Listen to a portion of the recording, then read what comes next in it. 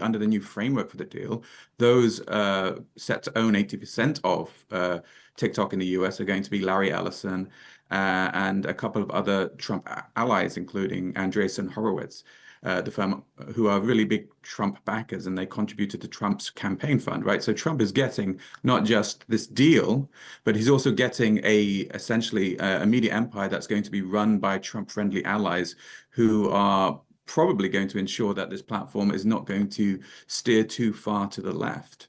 Given the increasing authoritarianism we're seeing in the US, the increased freedom of speech and clampdown on freedom of speech, the idea that the US should be able to control TikTok data, or Oracle should have TikTok data, is equally worrying, I would say, if you're a US citizen, particularly now as we're seeing this kind of war on wokeism and the left. So if I was a young person and I was progressive in my views, I would be very concerned that Oracle, again, owned by someone who is incredibly pro-Trump, who's donated to Trump's campaign, is in charge of my data. I think that's equally worrying, and no less worrying than the Chinese having control of that data. We're already seeing censorship. What that censorship reflects is that under the new regime in the US, under TikTok, they are going to be demoting or potentially demoting left-wing content. What does that mean? It means that right-wing content will be promoted. And I would worry that with the lack of transparency through these companies, that right-wing content or pro-Trump content could be boosted in ways that aren't fully transparent to the users.